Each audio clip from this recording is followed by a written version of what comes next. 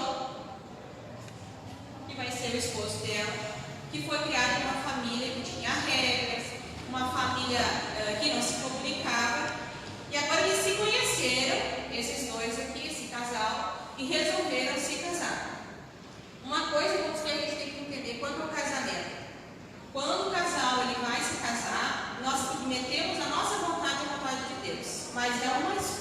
Eu escolhi o cônjuge. Portanto, se você escolheu essa pessoa, você tem que cuidar dela até o momento que ou você parte para agora o Senhor retorna. Então, nesse momento, nós vamos pedir aqui, de uma forma de dinâmica, que o pastor Moisés vai passar aqui e vai fazer o casamento.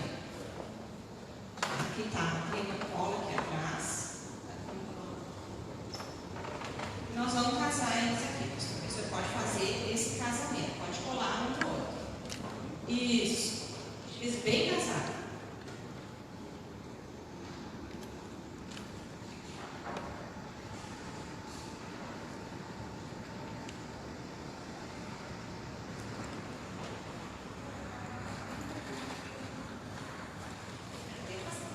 Muito obrigada. Bom, na matemática do mundo, 1 mais 1 é quanto, irmãos? 2. Na matemática de Deus, 1 mais 1 é quanto? 1. Na matemática de Deus, 1 mais 1 é 1. É o que diz a palavra do Senhor no cumprimento de Gênesis e o que diz a Efésios. Portanto, deixará o homem seu pai e a sua mãe. O pai e a mãe agora são dignos de honra, mas o homem e a mulher estão deixando a sua casa e estão formando aqui uma família. E muitas pessoas até pensam assim, que esse formar um do casal, ele se dá somente quando há relação íntima do casal. Mas na verdade não. O aqui é justamente nós temos uma formação de uma nova personalidade. É praticamente um novo ser. Porque aí nós pegamos a Maria, que foi criada em um lar permissivo, fazia o que ela queria, ela era mimada. E pegamos o João totalmente no lar contrário, que era cheio de regras, que não se comunicavam. E agora esses dois vão viver na mesma casa. Então, podemos dizer que está feita a confusão, muitas vezes, né? Mas esse casal, ele conheceu a palavra de Deus, e eles estão aprendendo que eles precisam se tornar um. Que embora a Maria, embora o João tenha as suas características individuais, embora a Maria tenha as suas características individuais, as suas preferências, agora eles são um. E eles vão ter que trabalhar como um casal em um objetivo. Então eles não vão deixar de ter as suas preferências. Um vai gostar de uma cor, outro vai gostar do outro, vai gostar de uma comida, outro vai gostar de outra. Eles não vão deixar a sua individualidade. Mas o casamento não pode ser individualismo. O que? A minha vontade que tem que sempre prevalecer. Porque agora nós estamos formando um ser. Não é mais dois, é um. E isso é muito importante nós entendermos. Por isso que Deus, há uma grande preocupação do nosso Senhor em tratar essa família. E questões muito práticas do casal. Porque aqui começa a família. Se aqui começou de forma errada, se aqui começou dando problemas, o que vai acontecer? Se essa família não buscar a proteção do sangue de Jesus, se essa família não buscar conhecer a palavra de Deus, eles vão ter graves problemas. Porque somente através da palavra é que nós aprendemos como cuidar da nossa casa, como conduzir o nosso lar. Um parênteses, eu tenho uma filha com 6 anos. E um dia eu estava estudando a palavra de Deus e ela chegou para mim e disse: mãe, quem você ama mais? A palavra de Deus ou as suas filhinhas? Agora sai dessa, né? Como é que a mãe vai responder? Aí eu disse para ela: filha, é a palavra de Deus que ensina a mamãe a amar as filhinhas. Aí ela se contentou com a resposta. Mas é isso que nós temos que entender. Até uma criança quer saber como é que é isso, que história é essa? Como é que a gente cuida da família? Amando o Senhor. Aprendendo com Ele. Para quê? Para cuidar da nossa casa mediante a palavra de Deus. Então, uma verdade prática, ela vai nos falar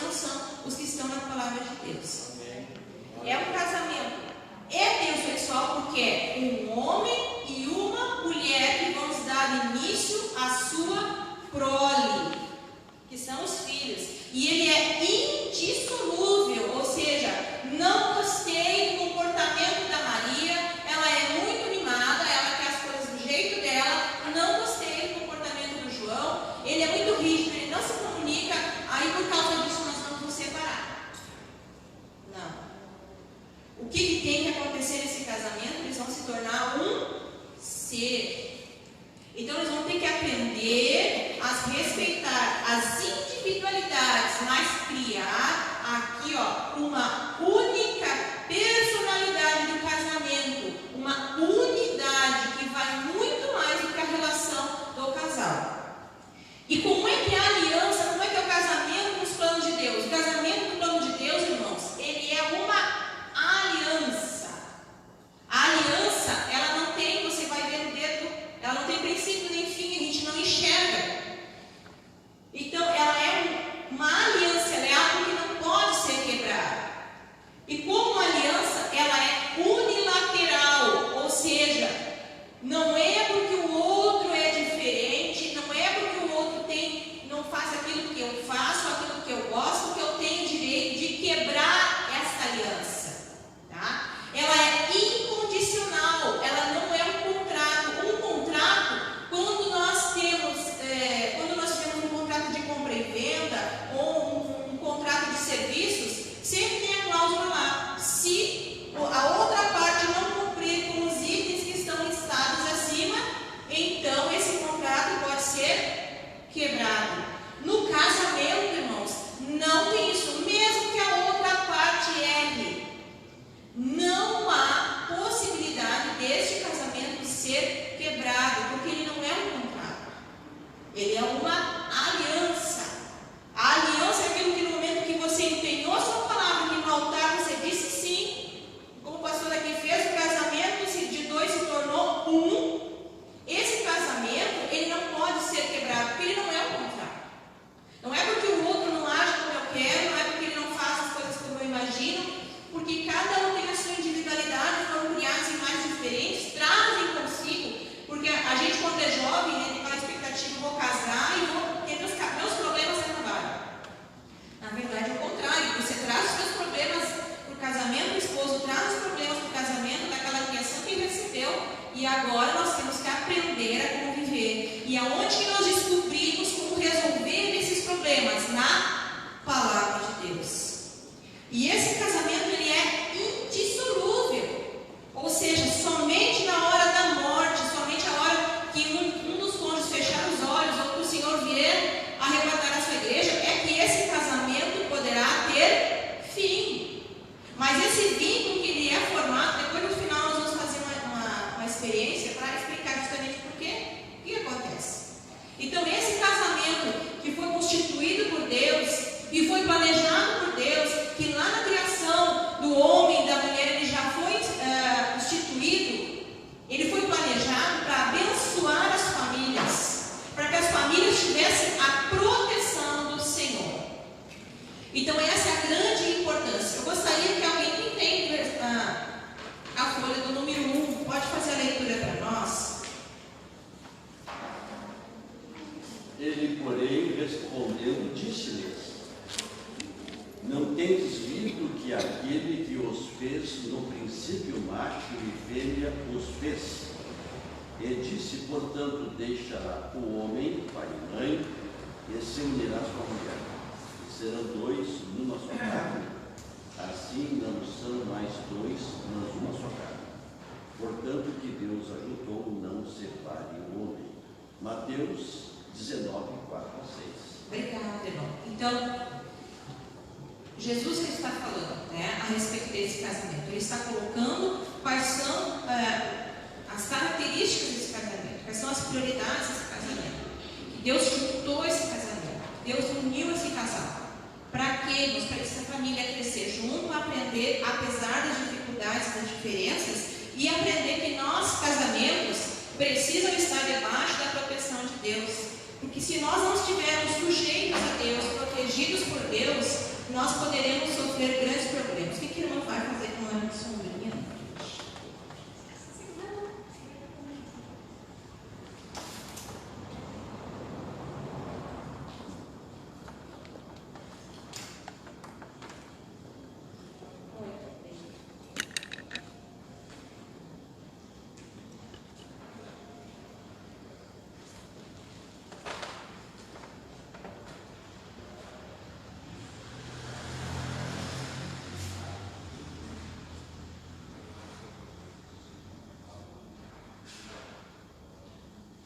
Obrigada. Tá? Vocês não estão conseguindo enxergar aqui?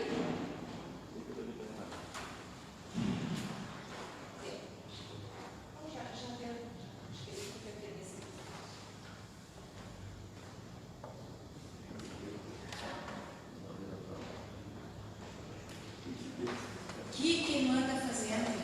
Nossa, não se assustem comigo porque eu sou professora. Há 18 anos, professora estadual já, trabalho com sistemas iniciais e isso é uma forma didática, metodológica, para que eu quis trazer justamente essa lição para uma questão mais prática do que uma questão teórica, porque teórica nós podemos ler a revista e ela está muito bem constituída, muito bem explicada. Mas eu quero que vocês visualizem, para que saiam dessa aula e não esqueçam mais esses princípios bíblicos que nós estamos aqui colocando. Então, o que nós temos que pensar no casamento, né? Que esse casamento, ele tem esse guarda-chuva, essa sombrinha, né? Faz o quê quando chove? Ou quando está muito quente o sol? Protege. Então, o nosso Deus, né, ele está aqui, ó, lá no início de tudo, lá em cima do guarda-chuva, que está protegendo. E aqui nós temos a ordem da família, que o Senhor vem protegendo e orientando, e um vai protegendo o outro. Então nós temos o nosso Deus sobre todas as coisas protegendo, e nós temos todos nós sendo submissos ao nosso Deus. Então nós vamos começar ali, ó, o que é essa família, o projeto de Deus. Por que a lição lá na introdução, ela traz o seguinte, ó, cada personagem da família tem o seu papel bem definido. Não está ali por acaso. Tem um objetivo que cada um precisa cumprir para que essa família tenha um bom andamento. No versículo, quem tem papelzinho 2 que pode fazer a leitura para nós? Sujeitando-vos uns aos outros no temor de Deus. Efésios 5, 21. Nada façais por contenda ou por vanglória, mas por humildade. Cada um considere os outros superiores a si mesmo. Não atente cada um para o que é propriamente seu, mas cada qual também para o que é dos outros. Filipenses 2, 13 e 4. Muito bem. Então nós temos aqui, ó, essa ordem da proteção da família. Então nós temos Deus, né, Cristo como cabeça da igreja, o marido sendo o cabeça, ou seja, aquele que protege a sua família, que cuida, que zela, né, a esposa e os filhos. Essa é a ordem natural, Deus protegendo a família. Todos eles aqui, ó, são submissos a Deus, submetendo uns aos outros, se mantendo, orientando, observando, se submetendo uns aos outros e se submetendo ao Senhor nosso Deus. De cima para baixo nós temos a parte de proteção, Deus protegendo e orientando e guiando um após o outro. Deus orientando o marido para liderar, que vai cuidar da sua esposa e dos seus filhos, que vai proteger a sua casa. Deus que protege toda essa família e esse marido que cuida dessa família. E ao contrário, a questão de submissão, filhos se submetendo aos pais, marido e esposa, e toda a família se submetendo a Deus. Tá? Então, é uma via de mão dupla, na verdade. Quando nós falamos, depois nós vamos falar em conceito de submissão, porque muitas vezes, o mundo feminista que nós temos hoje, e nós observamos isso muitas vezes dentro das igrejas, que em muitos lugares que a gente foi dar palestra, fazer seminário para casais, quando chegava na parte de submissão da mulher, eu não sei o que acontecia, mas tinha umas assim, parece que tinha algum problema no corpo. Chegava a se retorcer. Por quê, irmãos? Isso é um conceito, é um princípio que está na palavra de Deus. A submissão, ela é libertadora para a mulher, ela não é aprisionadora. Tá? Mas isso está ligada, a submissão da mulher está diretamente ligada ao amor do marido. Então, e vice-versa. Depois eu vou explicar cada item para nós podermos adentrar na lição. Bom, a conduta, o item 1 da nossa lição, nós temos lá a conduta do crente como marido. Eu vou juntar todos os itens e vou fazer uma observação, uma explicação de todos em dentro de um. Então, nós temos ali o papel do marido como líder, o amor como elemento primordial e o cuidado do marido com a esposa. Então, nós temos aqui o marido amoroso. Como é que deve ser, então, este marido? O marido deve compreender que ele é o profeta, que é aquele que vai falar de Deus, né? Ele é o sacerdote do seu lar, que por isso dele é muito importante a responsabilidade do marido também, dele iniciar a prática do culto doméstico, leitura da Bíblia e oração. Não é aquela coisa assim, eu busco a Deus, mulher, que fica com as crianças. Não. O pai tem que demonstrar isso, né? Esse marido tem que ser o líder, inclusive, na oração. Ele tem que se governar a família através do seu exemplo, que é aquela coisa para a criança. Faz o que eu digo e não faz o que eu faço, não funciona. O filho vai, de duas uma. Se os pais dizem uma coisa, se o pai diz uma coisa e ele faz outra, o filho vai crescer e vai pensar, meu pai é um hipócrita. Ele não vai levar em consideração aquilo que o pai faz. Então, tudo está sendo observado. Essa família que está se formando, como que é esse casal, esse casamento, por mais, a gente pensa assim, não, mas quando os filhos casarem, lá no futuro eles vão saber cuidar da sua casa. Não, eles sabem onde que eles vão aprender como é que é o cuidado do marido com a esposa? Dentro de casa, vendo os pais, a sua família. O item 3, quem tem? Números em 3. Efésios capítulo 5, versículo 23. Que o marido é a cabeça da mulher, como também Cristo é a cabeça da igreja, sendo ele próprio o salvador do corpo. 1 Coríntios capítulo 11, versículo 3. Mas quero que saibais que Cristo é a cabeça de todo homem, e o homem é a cabeça da mulher, e Deus a cabeça de Cristo. Muito bem, então qual é o primeiro princípio de Deus para o marido? O que o homem tem que fazer na sua família?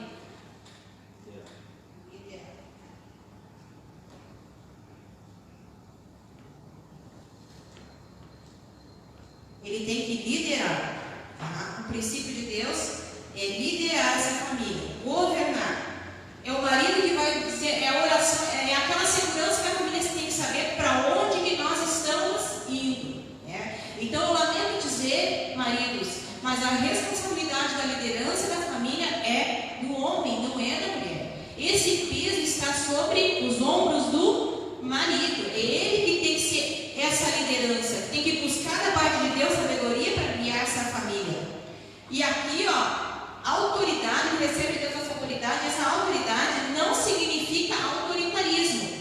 O que é? A autoridade é aquele que abençoa, é aquele que, pelo seu exemplo, lhe conduz. Agora, o autoritarismo é aquele que domina, que é o ditatorial, aquele que as coisas têm que ser do jeito dele, como ele quer, se não é assim, que agride, com palavras, com atitudes. Então, o homem tem que entender que Deus o chamou para liderar essa família, e a liderança de Deus é uma liderança servidora. Ele vai servir a sua família. Quem é que tem um 4?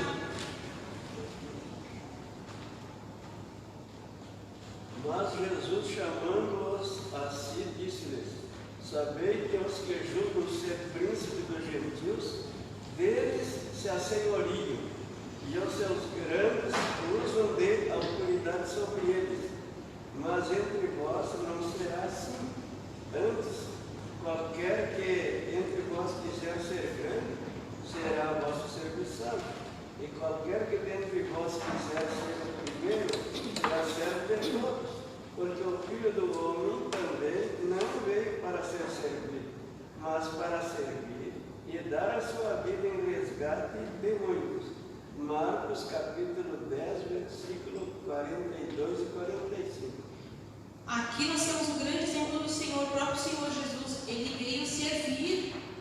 Então esse marido que está com o objetivo de liderar, é uma liderança que vai servir a sua família, vai cuidar dessa família, né? Governar não é dominar, é conduzir por meio do respeito, né?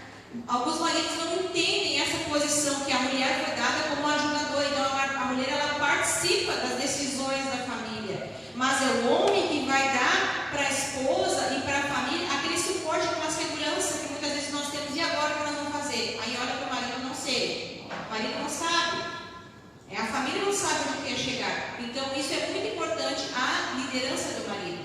E mais uma vez, falando no plano espiritual e no natural, uma família que vive baseada no Espírito Santo, né, na busca do Senhor, o padrão é outro, não é aquele padrão que está no mundo, né? O marido, tal como Cristo diante da sua igreja, deve liderar o seu lar, deve ser amável, atencioso,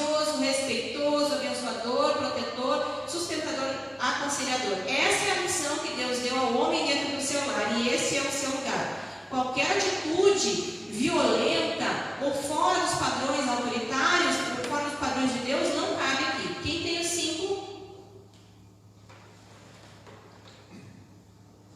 Vós, maridos, amai vossas mulheres, como também Cristo amou a igreja, e a si mesmo se entregou por ela. Assim devem os maridos amar as suas próprias mulheres, como a seus próprios corpos. Quem ama a sua mulher, ama-se a si mesmo, porque nunca ninguém odiou a sua própria carne, antes a alimenta e sustenta, como também o Senhor a igreja. Assim também vós, cada um em particular, amem a sua própria mulher, como a si mesmo. Efésios 5, 25, 28, 29 e 33. Muito bem. Então aqui, o que ele está falando, né? E esse...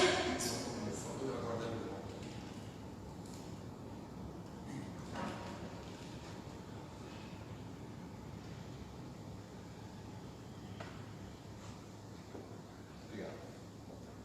Igualmente vós, maridos, coabitai com elas com entendimento, dando honra à mulher, como vaso mais fraco, como sendo vós os seus co-herdeiros da graça divina, para que não sejam impedidas as vossas orações. 1 Pedro 3 e 7.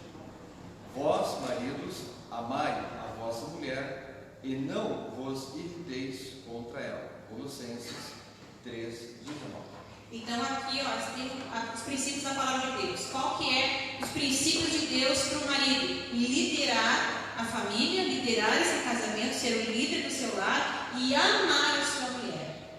Porque o conceito do amor aqui, ele é um amor que vai além daquele amor, o amor que o apóstolo está falando com relação ao casamento, ele é muito amplo, ele não está dentro daquele amor entre o apaixonado, aquele amor romântico, não. Ele compara o amor de Cristo com a igreja, é um amor ágape, é um amor puro. Então ele faz essa comparação de uma maneira tão gloriosa da união, que esse amor ele tem que ser um amor para servir. Esse marido ele tem que ser o responsável de cuidar dessa família, de amar essa mulher, de cuidar, porque inclusive o marido aqui também ele está dizendo, ó, até o marido que não trata bem a sua esposa, a maneira como ele trata, não adianta nem melhorar, porque Deus não vai ser impedidas essas orações. Então isso é muito importante nós termos em mente, que Deus, ele não é cúmplice de covardia.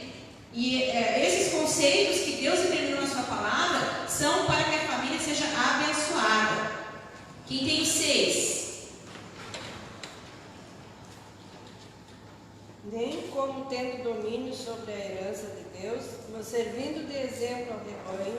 1 Pedro, capítulo 5, versículo 3. Os presbíteros que governam bem sejam estimados por dignos de duplicada honra, principalmente os que trabalham na palavra e na doutrina.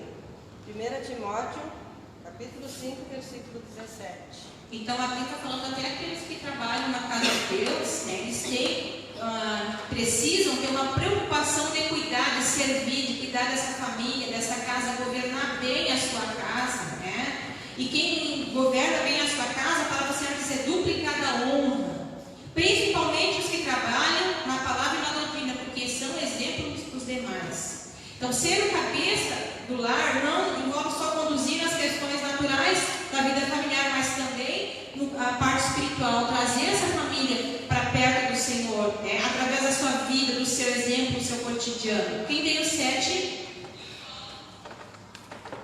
Que governe bem a sua própria casa, tendo seus filhos em sujeição, com toda a modéstia. Porque se alguém não sabe governar a sua própria casa, terá cuidado da igreja de Deus? 1 Timóteo, capítulo 3, versículos 4 e 5.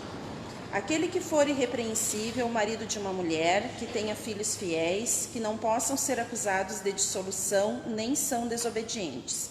Porque convém que o bispo seja irrepreensível, como despenseiro da casa de Deus, não soberbo, nem iracundo, nem dado ao vinho, nem espancador, nem cobiçoso de torpe ganância, mas dado à hospitalidade, amigo do bem, moderado, justo, santo, temperante, retendo firme a fiel palavra, que é conforme a doutrina, para que seja poderoso, tanto para admoestar com a sã doutrina, como para convencer os contradizentes.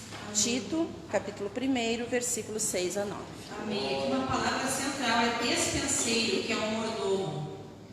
O mordomo é aquele que vai cuidar daquilo que o Senhor é a sua casa. Então, o marido tem que entender, e todos nós somos mordomos, né? Mas a grande preocupação de cuidar daquilo que Deus nos deu, cuidar da esposa que Deus deu, cuidar dos filhos que Deus deu, porque vai chegar um momento que o Senhor vai pedir conta do que Ele deixou para nós cuidar. Então, a esposa, qual é a conduta, então, agora, da crente como esposa? Então, o conceito de submissão cristã, nós temos lá na revista A Condição da Mulher Cristã e a reverência devida ao marido. Então, a esposa é uma auxiliadora submissa. A esposa deve ser... Quem tem o 8?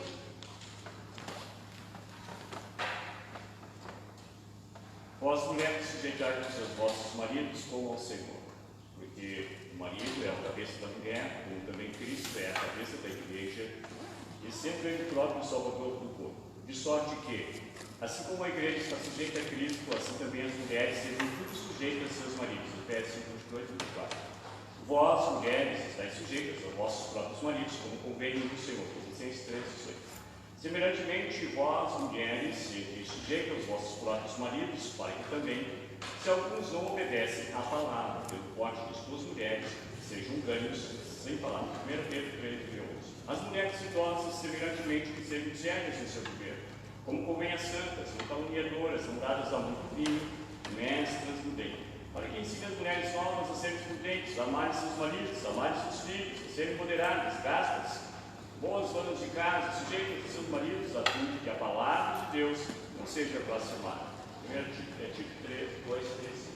Muito obrigada, irmão. Então, essa é a submissão que Deus tem para a mulher, né? Ela é a mesma que a igreja tem para Cristo. É um respeito pelo marido, é um reconhecimento que ele é a cabeça. Ela não é uma responsabilidade exclusiva da mulher, como nós já vimos, né? Para entendermos a respeito nós temos entendido a respeito dessa mulher, que ela precisa se submeter. Eu vou deixar só encostadinho aqui para evitar de cair, tá? Mas é da esposa. Ela precisa se submeter a esse marido. E o conceito aqui, ela vai se submeter ao marido, ao amor do seu marido, assim como a igreja se submete ao amor de Cristo. Então, essa é uma submissão, é um auxílio. Não é que a mulher está debaixo dos pés do homem, não. Ela está auxiliando. E quem auxilia está ao lado. Mas ela vai respeitar esse marido. Ela vai ouvir, como diz aqui a palavra, né? E, inclusive, as mais velhas devem ensinar. E aí que nós temos lá na casa. Como é que as mais velhas ensinam as mais jovens? Em casa. Como é que vão ensinar as futuras gerações a respeitar os seus maridos, a se submeter? Quando a mulher lá na sua casa respeita o seu marido dentro do lar. Porque quando ela quer gritar mais alto, quando ela quer mandar dentro do seu lar, ela não está respeitando o seu marido, ela está fora do princípio bíblico.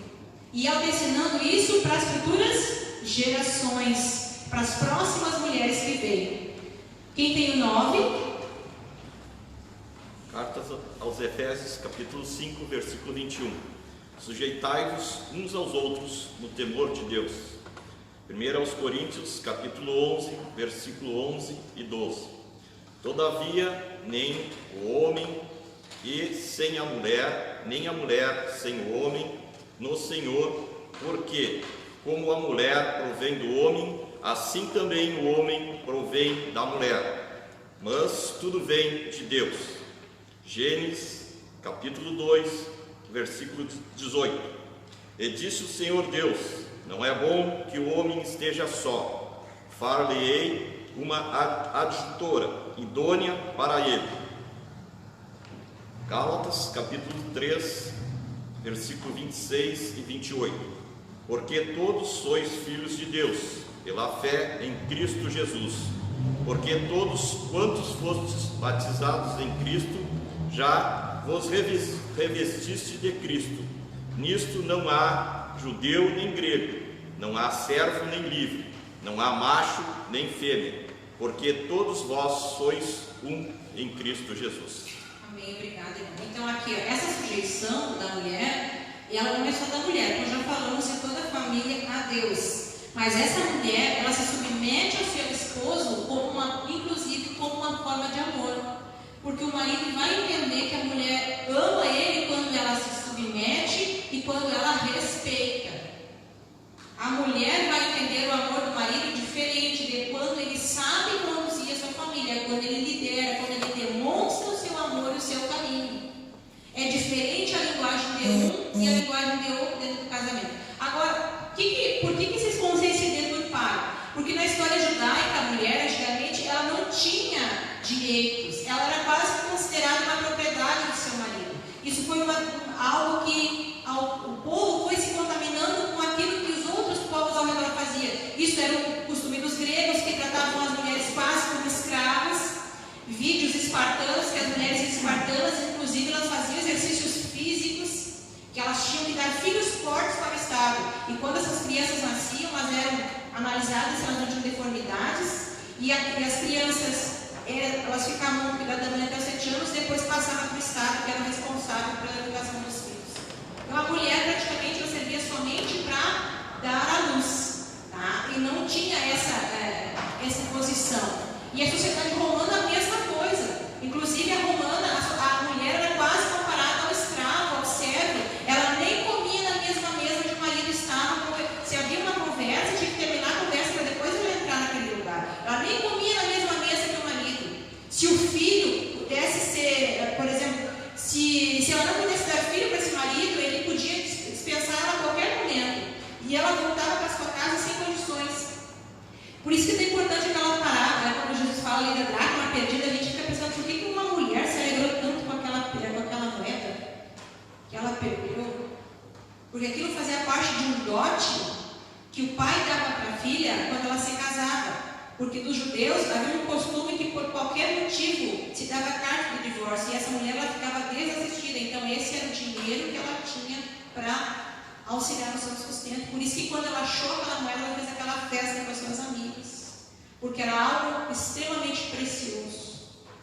Então isso é muito importante. Jesus ele veio para resgatar tudo aquilo que é a história das culturas do mundo. Deixou a mulher lá embaixo, Jesus veio resgatar a figura dessa mulher. Jesus andou, ensinou mulheres princípios divinos, andou com mulheres, tinha mulheres que acompanhavam a comitiva dos discípulos, falou com a samaritana. Quando ele falou, por isso que ele mandou os discípulos comprar comida, por quê? Quando ele conversou com aquela mulher ali. Porque era um escândalo para ela se dirigir uma mulher. Uma mulher que estava doente e com aquele fluxo de sangue tocou nas orlas do Senhor Jesus. Para a sociedade da época, isso queria dizer que ela tinha contaminado Jesus. Então, Jesus veio para resgatar essa figura, ele veio para devolver para a mulher a dignidade que essa mulher teve desde a criação, porque Deus criou ela para ser idônea, companheira desse marido. E essa submissão é uma submissão em amor, porque eu amo meu esposo, porque eu amo a Deus, eu me submeto, ou seja, estou debaixo da proteção da liderança dele. Então aqui nós temos que importar. Como é que deve ser a postura então da mulher cristã? Quem tem ideias?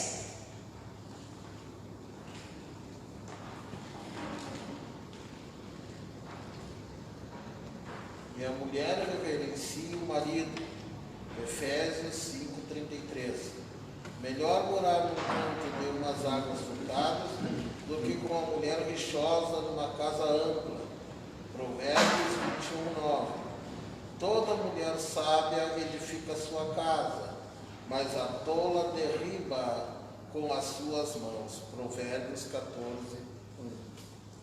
Eu gosto muito desse versículo aqui. Melhor morar no canto de uma casa de águas furtadas do que uma mulher rixosa entre casa e casa não. Às vezes eu converso muito com meu marido lá em casa e digo assim, eu não sou goteira? Por favor, se eu começar a ser goteira, tu me avisa. Então, como que a gente trata essa esposa? Ela tem que respeitar, reverenciar, nada mais é do que respeitar esse marido. Honrar ele, admirar ele. Irmãs, aprendam a ganhar os seus esposos, aprendam a trazer qualidade para o lar. Sabe como? Sabe quando que o marido tem aquele defeito que tu não gosta? Elogia o ponto positivo dele. Elogia ele, faz bem para o esposo. Elogiar ele, faz bem para o ministério dele. Elogiar ele na vida dos familiares. Se tiver alguma coisa para conversar, conversa só, vai dentro do quarto, que nem os filhos precisam saber o que vocês mas jamais chega assim quando algo está errado, isso assim, não. Chega, né, com carinho, com cuidado, respeitando esse marido. Olha, eu acho que dessa maneira, eu acho que tu agiria melhor dessa maneira. Procura ser sábia, edifica a sua casa, não destrói com as próprias mãos. Porque muitas vezes, muitos casamentos são colocados fora, pelo autoritarismo desse marido, muitas vezes, que está dominando essa família. E outra, pela falta dessa esposa se entender que a submissão, ele é um conceito bíblico para proteger a mulher, para auxiliar o homem, e ela precisa respeitar esse marido, é um princípio bíblico. Então, esse é um cuidado que nós temos que ter com o nosso casamento, né? Honrar o nosso marido, falar os pontos positivos dele, né? Isso que é importante quando se dá um problema dentro do casal. Então, agora, a conduta do crente como filho. Então, item 3 ali, a responsabilidade dos pais, a conduta requerida dos filhos e o mandamento com promessa. Então, como é que os pais devem ensinar os filhos? O 11. E estas palavras que hoje te ordeno estarão no teu coração, e as ensinarás a teus filhos, e delas falarás assentado em tua casa, e andando pelo caminho, e deitando-te e levantando-te. Deuteronômio, capítulo 6, versículos 6 e 7. E vós, pais, não provoqueis a ira dos vossos filhos, mas criai-os na doutrina e na admoestação do Senhor. Efésios, capítulo 6, versículo 4. Educa a criança no caminho que deve andar, e até quando envelhecer não se desviará dele. Provérbios, capítulo 22, versículo 6. Porque o mandamento é lâmpada, e a lei é luz, e as repreensões da correção são o caminho da vida. Provérbios, capítulo 6, versículo 23. Bom, então, irmãos, qual que é a responsabilidade dos pais com nossos filhos? Eu vou colocar aqui para mim, tá? Sua mãe. Educar. Como que eu tenho que educar esses filhos, né? Com amor, mas aquele pai, aquela mãe que ama o seu filho também vai repreender, vai disciplinar, vai orientar toda vez que ele precisa. E como é que tem que ser isso? Só quando deu um problema? Não. A Bíblia diz aqui, ó, que nós temos que ensinar as verdades da palavra, lá em Deuteronômio 6,6, né? Assentando-te, levantando-te. É todos os dias, é todo momento, é todo no dia a dia da família. A gente percebe isso, como as crianças aprendem, como elas absorvem isso desde pequenininhos. Quanto mais cedo nós iniciarmos, orientados na palavra do Senhor, mais eles vão aprender essas verdades. Eu gosto muito, criança é uma coisa incrível. Eu sempre falo para minha filha, há um momento agora que nós temos que orar, né? Tem o vírus que nós temos que orar. E aí, esses dias ela estava tomando café comigo e disse assim, mãe, eu acho que as pessoas não estão orando muito, porque esse vírus ainda não terminou. Então, o que isso me remete? Que ela entendeu o princípio da oração. Então, às vezes, quando ela alcança alguma coisa, ela chega e testemunha, mãe, eu orei para que isso acontecesse, eu orei para que tudo ficasse bem. Então, isso, irmãos, é cotidianamente. A gente tem que estar sempre orientando, explicando, trazendo esse filho a aprender a palavra de Deus, né? Os pais são os agentes transmissores da vontade de Deus, da mensagem de Deus no coração do filho. Qual é a mensagem de Deus? Você é amado, você tem valor, você tem um propósito, uma missão a cumprir. E quando o pai começa a dizer palavras que vão frustrar esse filho, falando a respeito do valor que ele tem, ele vai crescer pensando nisso. E aí, como nós entendemos o amor da nossa família como Deus, né, como é que Deus ama os seus filhos, quando esse filho crescer e ele não recebeu esse amor, esse cuidado, essa disciplina na sua casa, ele vai pensar, Deus não me ama. Né? Então, por isso a grande importância para nós mantermos nossos filhos na casa de Deus. Então, qual é que é os componentes da disciplina? Ordenar, dizer claramente para a criança o que você quer, qual é a ordem, qual é a direção que ela tem que tomar. Instruir, o que é instrução? Se você fizer isso, vai ter esta consequência. E quando a criança desobedece, vai ter a repreensão. E no final, o que é a repreensão? Você vai deixar ela ou de castigo, vai tirar horas que ela tem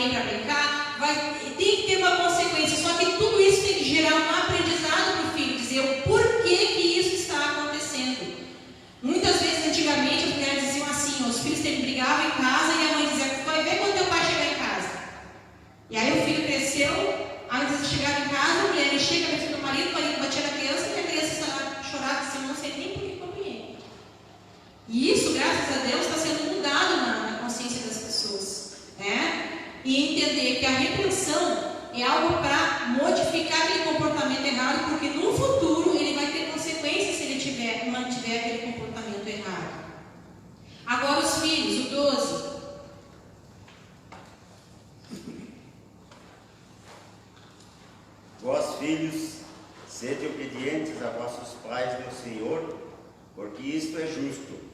Honra teu pai e tua mãe, que é o primeiro mandamento com promessa, para que te vá bem e viva muito tempo sobre a terra. Efésios capítulo 6, versículo 1 a 3.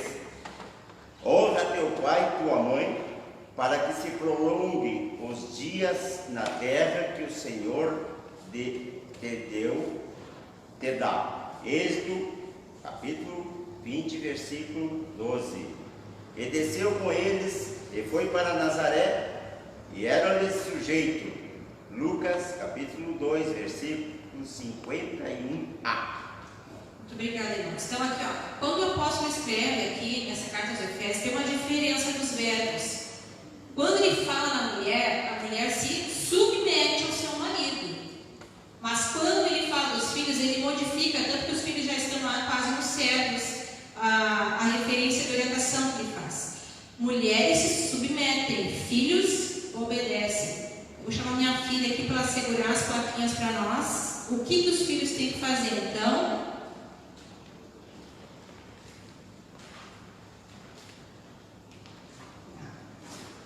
Mostra aí. Fica do ladinho ali. Isso, mostra para a igreja qual que é a orientação dos filhos. Ela está envergonhada, mas ela é obediente. Os filhos têm que obedecer e honrar os seus pais. Tá? Para quê? Os filhos que honram, que obedecem aos seus pais, eles lá no futuro, o que eles vão ter? Uma vida abençoada, uma vida próspera. Essa é a promessa do Senhor, né? Desfrutar as bênçãos de Deus. Aquele filho, mas o meu pai não é tudo aquilo que eu imaginava. Mesmo assim, filho que é cristão, que ele aprendeu o Senhor, mas o meu pai não é convertido, ele vai continuar obedecendo, honrando os seus pais. Por quê? Porque é mandamento de Deus, porque é aquilo que o Senhor determinou, porque é uma promessa de bênção para esse filho, quando ele obedece ao seu pai. Há uma promessa de Deus para a vida longa, né? Só para testemunhar aqui, irmãos, quando eu fiz uma cirurgia, há muitos anos atrás, cirurgia bariátrica, eu tive problemas de saúde na recuperação, passei muito mal, demorei para retornar e fiquei muito tempo ligado aos aparelhos para respirar. E uma das coisas que eu falava para Deus, assim, Senhor, eu sei que eu vou sair daqui, porque eu honrei dizer a tua palavra, honra teu pai e tua mãe. Eu sei que eu vou sair daqui, porque eu tinha plena certeza no meu coração que Deus ia cumprir na minha vida aquilo que eu procurava cumprir perante a minha família. Tá? Obrigada, minha filha. Então, assim, ó, essa preocupação da família, irmãos, que nós temos que aprender a cuidar da família que Deus nos deu. Né? Se a gente não sabe como fazer, a Bíblia diz que aquele que não sabe procura aprender, crescer, estudar, né, conviver, porque não é fácil estar numa casa, num lar. Né? Ontem à noite eu estava vendo um artigo falando que no Brasil já começou um grande número de divórcios em função da pandemia, porque, irmãos, as pessoas não sabem mais conviver dentro das suas casas, porque quando eu tenho que enfrentar as individualidades, eu tenho que entender que preciso me tornar um. E às vezes o casal não entendeu que ele é um. E quando ele é um, ele não vai entrar em conflito. No máximo que ele vai ter opiniões divergentes. Mas isso vai ser um motivo para crescer. Né? A gente avalia muito. Lá em casa a gente sempre faz assim, a avaliação, olha, do padrão, de como é que o outro agiu. Não em forma de criticar, mas em forma de crescer. Como é que eu posso melhorar? Me diz como é que eu posso crescer. Elogia o outro, tentar crescer juntos, tentar passar pelas dificuldades. Agora, só um exemplo, vamos fazer de conta que esse casal aqui, não conseguiu aprender o princípio bíblico, não se converteu, eles não entenderam que eles agora são um e resolveram se divorciar. Olha o que acontece.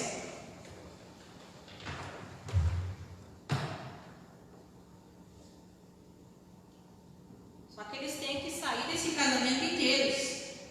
Nenhum, com problema nenhum. Eles têm que sair desse casamento, cada um ir para sua casa e ter sua vida novamente.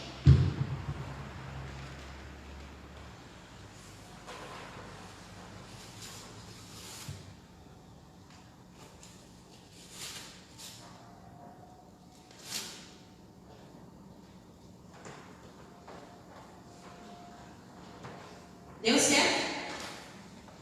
Saíram bem dessa história? Não.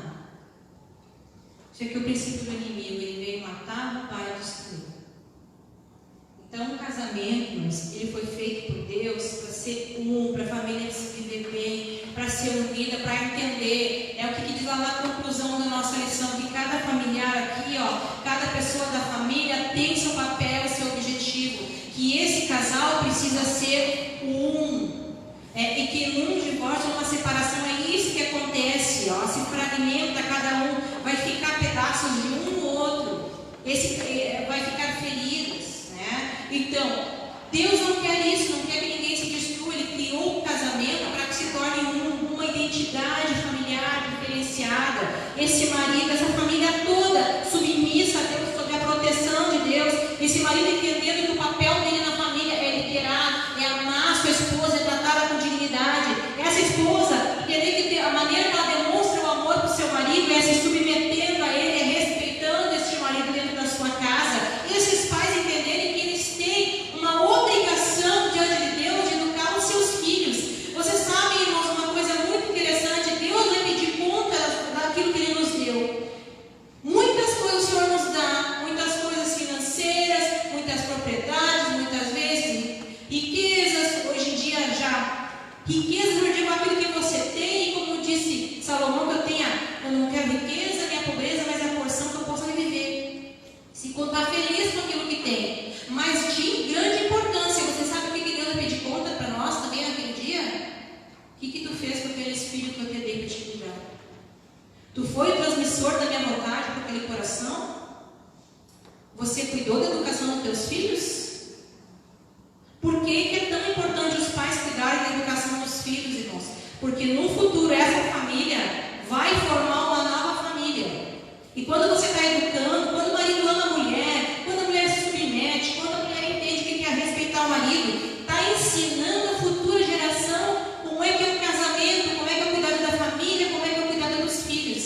Então há uma grande importância, toda essa família está submissa a Deus, entender que a proteção vem do Senhor, mas que cada um de nós tem o seu papel. Bem, irmãos? Então obrigada pela oportunidade de estar aqui nesta manhã, primeira vez que estou ministrando. Eu agradeço a oportunidade e espero que os irmãos tenham gostado dessa metodologia e tenham